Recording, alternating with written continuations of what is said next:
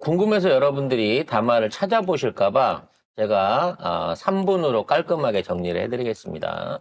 일단 나라가 위기 상황이어가지고 계엄을 했다는 겁니다. 뭐가 위기냐? 중국인 관광객이 와가지고 미국 항공모함을 찍고 있는데 간첩죄로 못 잡아놓게끔 민주당이 방해를 했다는 거죠. 잠깐만. 왜 또 그 얘기를 또 하는 거야? 미친 소리를. 그러니까 이제 아셔야 되니까 정리를 해드려야지. 예산을 다 깎아갖고 살림을 못하게 만들었답니다. 0.7% 깎았는데 말이죠. 그리고 야당이 부정선거를 감추기 위해서 감사원을 탄핵을 하고 그리고 사법기관인 검사들을 탄핵을 하는 식으로 권력을 위협하고 있어가지고 살짝 맛만 보여주려고 탄핵을 자기가 했다는 겁니다. 그래서 자기가 군대도 진짜 최소한으로만 넣었고요. 무장도 안 시켰고요. 그리고 본회의에서 통과되는 거 보고 자기가 군대를 뺐답니다.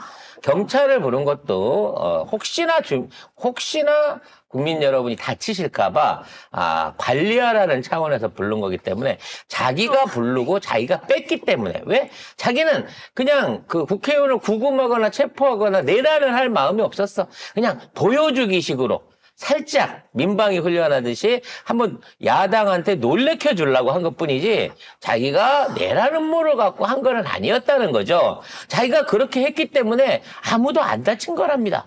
그래서 이렇게 조용하게 끝난 거라는 겁니다. 그래서 자기는 아무 죄가 없는데 야당이 내란이라고 몰아붙이면서 자기를 궁지에 몰아넣고 있다. 그래서 나는 끝까지 물러나지 않고 최선을 다해서 싸우겠다. 국민들을 믿는다. 이러고 개소리를 30분 넘게 시전하고 갔어요.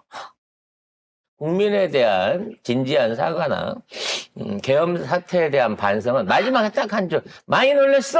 미안해. 요거 한 줄 말고는 아무런 공감을 줄 수 없는 완벽한 자기 변명과 거짓말로 일관하는 담화를 했습니다. 특히나 우리가 이제 오늘 방송할 그 내용들이 얼마나 이 새끼가 계엄을 준비를 해왔으며 계엄을 직접 진두지휘를 했는가. 그리고 경찰과 군병력하고 대통령이 계엄을 치기도 전에 국무회의를 거치기 전에 사전에 만나갖고 다 짜옹을 한 증거들이 나오고 있는데 거기에 대한 얘기를 하려고 기사를 읽고 있는데 얘가 나와가지고 자기는 아무것도 안 했다고 하니까 이게 거짓말인지 사페인지 아니면 전혀 다른 사람인 건지 이해를 할 수 없는 그러한 담화. 정말 화병만 돋구는 그러한 담화를 하고 들어갔습니다. 그럼 우리는 여기서 생각을 해봐야 되겠죠. 왜 이 시점에, 왜 이 시간에 윤석열은 이따위 담화를 던졌는가 하는 것입니다. 그런 사이코패스인 거죠? 사이코패스이지만 의도는 있는 거죠. 뭔 의도예요, 가이드라인 대체? 주는 거죠. 가이드라인. 중요한 건 생방송도 아니고 녹화방송이었다고 하는데 아마도 녹화 뜬 거예요, 여러분. 근데 요거를 요 시간대에 틀었던 거는 뭔가 아까 문화나가 얘기한 것처럼 가이드라인을 준 거예요. 가이드라인. 첫 번째 가이드라인은 한동훈과 국짐에게 던지는 가이드라인입니다. 왜냐하면 국짐이 의총하느라고 모여 있었거든. 지금 의총하면서 모여 있는데 한동훈한테 너는 나한테 속은 거야, 바보 새끼야. 나는 권력을 내려놓을 생각이 없고 끝까지 갈 거야. 헌재까지 이대로 갈 거야. 라고 조롱을 한 겁니다. 이렇게 되기 때문에 의총 안에서 한동훈이 탄핵을 해야 된다라고 발표를 하니까 신윤계 의원들이 뭔 개소리야 그러고 자리를 박차고 의총 자리를 치고 나갔다고 합니다. 네. 쉽게 말해서 이제 한동훈이 당내 입지, 그러니까 지금의 당대표의 위치를 유지할 수 없게끔 권성동이 아마도 최고위원들을 전부 다 4명을 사직을 시켜갖고 비대위 체계로 오후쯤에는 몰고 갈 것으로 보여집니다. 그래서 일단 거기에 던지는 메시지가 하나 있을 수 있겠고요. 또 하나는 오늘이 조국 대표에 대한 대법원 판결이 있는 날입니다. 네, 아마 저희 방송을 진행하는 중에 판결이 날 것 같은데, 현재로서 이게 파기환송이나 무죄로 이게 뒤집혀지지 않는 이상 오늘이 우리가 조국 대표가 국회의원인 모습을 볼 수 있는 마지막 날이 될 수 있습니다. 그래서 거기에 대한 어떤 이제 승계를 비례대표시기 때문에 승계를 통해 가지고 뭐 앞으로의 표결이라든지 의사활동하는 건데 뭐 유죄가 확정된다 그래서 벌금형이기 때문에 뭐 인신구속이 된다든지 정치활동을 하지 못하게 되는 것은 아닙니다만 이런 방식으로 이제 사법부가 뭔 일을 저지르려고 하는 데 있어서 거기에 대한 뒤에 후폭풍, 거기에 대한 어떤 그 반론들을 정리하기 위한 차원에서 요렇게 또 하나의 메시지를 이 시간에 던진 게 아닌가라는 생각을 해보게 됩니다. 자, 이 모습이 이제 태극기 부대나 윤석열을 옹호하는 사람들한테 야, 역시 우리 대통령 건재하셔 이러고 지랄 발광을 TV조선에는 실시간으로 그런 댓글들이 막 달렸다고 해요. 이게 뭐하고 똑같냐면 트럼프가 2021년 1월 6일 의사당 난동을 사주하는 모습하고 되게 비슷해요. 그러니까 아마도 그 모습, 그러니까 미국에서는 제가 봤을 때 윤석열의 이 담화 때문에 미국 바이든 정부는 이거 더 큰일 치르기 전에 이 새끼 빨리 끌어내려야 되겠다는 생각을 굳히게 만들었을 겁니다. 왜냐하면 미국은 미국 주류 언론은 계속 그거하고 트럼프의 2021년 1월 6일 의사당 난동 사건하고 계속 갖다 붙이거든요. 이건 무슨 의미냐면 미국 사람들한테 이게 이렇게 위험한 일이었어. 트럼프가 들어서면 이런 위험한 일이 또 발생할 수 있어 라는 식으로 계속해서 보여주고 있는 거거든요. 그래서 미 국방부 대변인이 그 얘기를 했어요. 지금 한국이 이렇게 혼란스러운 상황에서 북한이 혹시라도 이상행동할 거 아니냐라고 그거에 대한 대비돼 있냐라는 식으로 얘기하니까 그 사브리나 싱 대변인이 뭐라고 얘기를 했냐면 한국은 지금 민주적 정치 과정이 진행 중이다라고 표현을 했어요. 그래서 그대로 이루어져야 한다라고 이야기를 했어요. 이건 무슨 의미냐면은 한국이 지금 윤석열을 탄핵하려고 하고 있기 때문에 그 과정이 진행 중이고 그 과정대로 될 거다라고 이야기를 하고 있는 겁니다. 그리고 그 과정대로 돼야 된다라고 이야기를 하고 있는 겁니다. 그다음에 조국 대표 관련해가지고 지금 속보 형태로 뜨고 있는데 이거 지금 제가 봤을 때 좀 이상합니다. 얘네들이 미리 띄운 데가 매일신문 뭐 이상한 데서 계속 매일신문. 띄우고 있거든요. 그러니까 이거 아직 확실하게 안 나왔는데 그러니까 최강욱 전 의원만 벌금형이 80만 원 확정이 됐어요.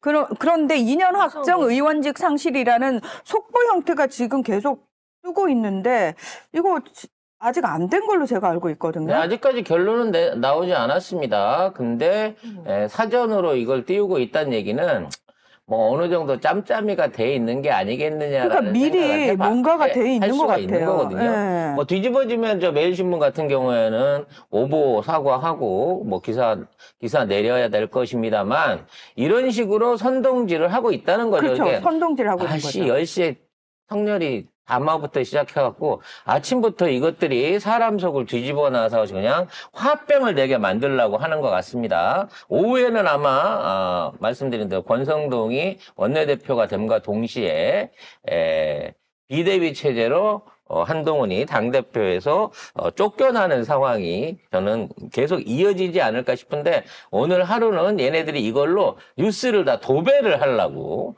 진해 뉴스로 다 도배를 하려고 지금 이 지랄을 피고 있는 게 아닌가라는 생각이 듭니다. 조국 장관은 비례대표이기 때문에 비례 순번 밑에 있는 사람이 의원직을 상실해도 그냥 받는 거 맞아요. 네. 그리고 아직 원심이 징역 2년형이 아직 확정이 안 됐기 때문에 구속된다고도 얘기할 수 없습니다.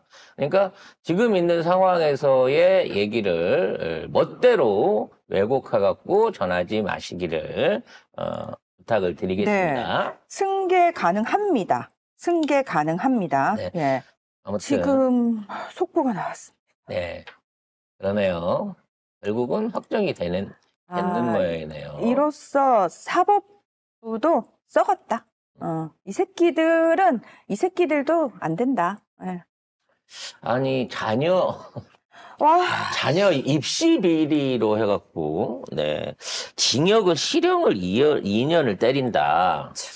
아니, 이렇게 되면은, 이 대한민국의 이와 비슷하게 입시 비리 연루자들, 특히 강남 쪽에 몰려있는 연루자들 다 때려야 되는 거 아닙니까?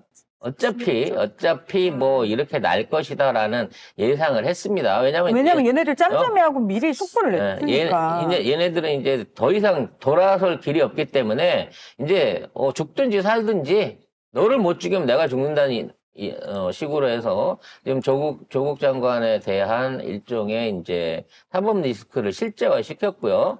뭐 조국 장관이 지금 구속 수감이 될지 어쩔지, 현장 구속 수감이 될지 어쩔지는 모르겠습니다만, 이 정권이 오래가지 않을 겁니다. 조국 장관 관련해서는 다음 정권에서 사면 복권을 시켜가지고 되니까. 다시 네. 정상적으로 돌아오시게끔 만들어야 됩니다만, 이 시기에 조국 장관이 구속된다는 것 자체가 현재 이 탄핵 사태를 보고 있는 국민들한테 어떠한 방향으로 이게 영향을 미칠지는 스스로 지금 생각을 못한 상황에서 위험한 폭탄을 터뜨린 거예요. 이건 시한폭탄이었습니다. 원래 이 시간대는 터지게 돼 있었어요. 근데 지금 지가 탄핵에 관련된 걸 받고 있으면서 자기는 죄 없어서 건드리지 마라라고 하면서 자녀 입시 비리 혐의로 결국은 조국 장관을 구속을 시킨다고 치면 여기에 대한 분노가 훨씬 더 커질 거라는 걸 좀 생각을 해야 되는데 그게 없다는 거예요, 얘네는.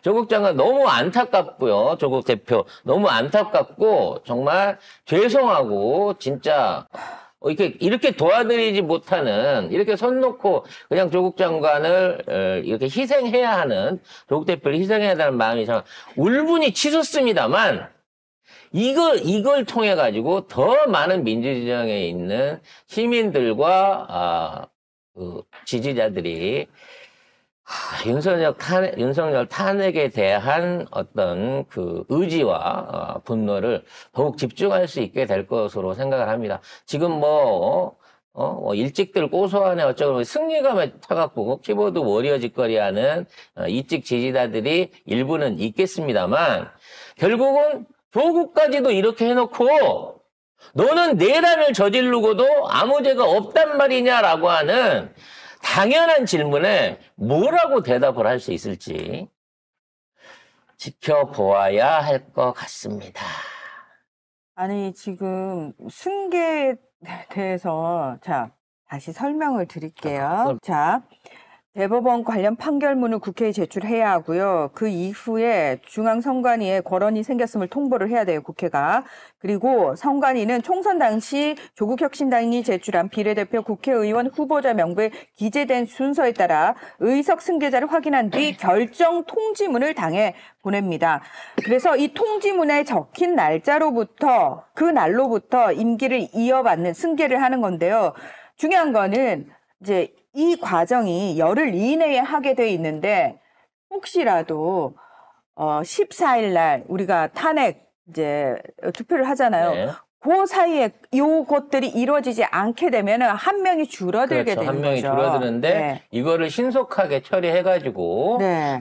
표결에 참석할 수 있게 하겠다라고 어저께 이미 조국 혁신당에서 발표를 했어요. 그러니까 조국 장관은 마지막 국회 담화에서 국회에서 의원들 상대로 얘기를 하고 가면서 이러한 경우를 상정한 대비를 다 해놓고 가셨다는 겁니다. 그러니까 여러분들 걱정 안 하셔도 지금은 표결 한 표 때문에 좌지우지 되지는 않겠지만 안타깝긴 하지만 오히려 이게 더 큰 불쏘시개가 될 거고 나중에 다음 정권이 들어왔을 때 조국 장관의 정치적 부활이 훨씬 더 오히려 지금보다도 더 큰 정치적 영향력을 발휘하게 되는 그러한 부활이 기다리고 있음을 우리가 인정을 해야 될 것 같습니다. 근데 안타깝지만 현재 대한민국이 공화국이고 헌법을 비롯한 헌법을 최우수로 하는 법치 국가이기 때문에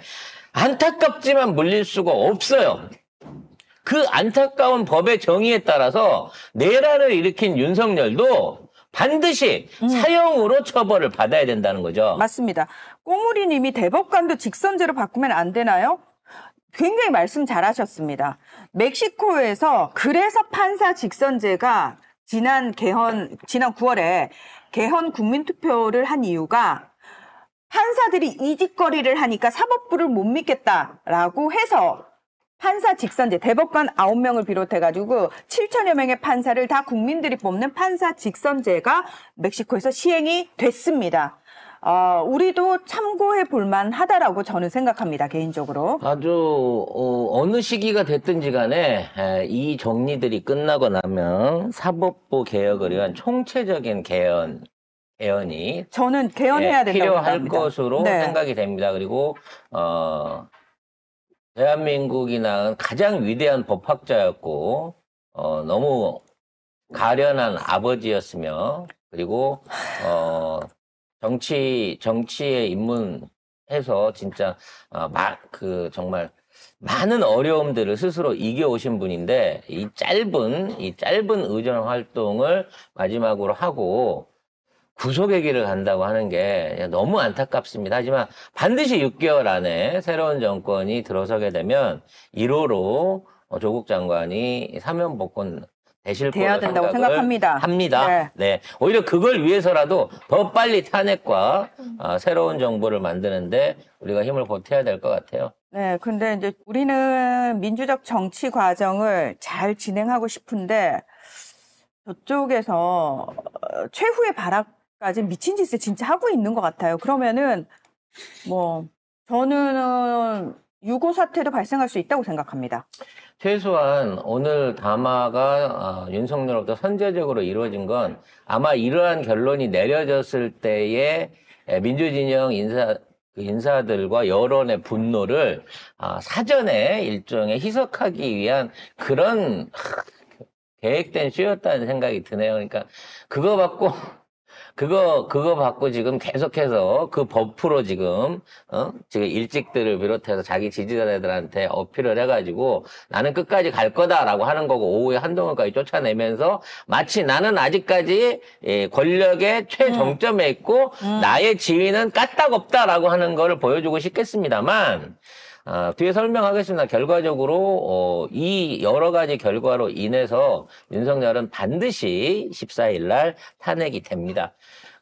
그거를 막지 못하게끔 자기 스스로 부정을 하고 자기 죄를 방송을 통해서 자신의 내란죄와 자신의 국헌문란을 스스로 자백하는 꼴이 됐다는 거를 나중에 깨닫게 해줘야 될 것 같습니다. 진보 유튜브들 싹 조사라고 썼답니다. 무리문자님께서 하셨는데 어저께 저한테도 지지자분들이 빨리 거쳐 옮기시라고 그런 말씀들을 많이 하세요. 왜 저희가 생방송을 하고 있는데 거쳐를 옮기면 무슨 소용이 있습니까? 의미가 없죠. 이 시간대 와서 잡아가면 할 수 없는 잡아가겠죠. 거죠. 여기는 비상사다리도 없어요. 어딜 도망가려고 나는 17층이라 도망도 못 가고요. 저는 여러분이 보는 앞에서 송 작가님이 잡혀가셔야 된다고 생각합니다. 원래 대표만 잡아가는 거잖아요. 생중계로. 네, 생중계로 보는 앞에서 잡아가야 된다고 생각합니다. 제가 최선을 다해서 오랫동안 발버둥을 쳐가면서라도 정말 최선을 다해서 오랫동안 잡혀가는 모습을 보여주셔야 돼요. 길게 보여드리도록 하겠습니다. 네, 저는 아마도 여러분 제가 욕하는 거 싫으신 분들 많으시잖아요. 죄송하다고 생각하는데요. 그런 상황이 되면 제 입에서 상상하지 못할 욕이 나올 것 같아요. 그래서 여러분은 욕의 향연을 맛보실 것 같아요. 네, 아무튼 저 잡으러 온 사람들 문하나의 사자우로 전부 다 귀에서 피가 났으면 좋겠습니다. 자,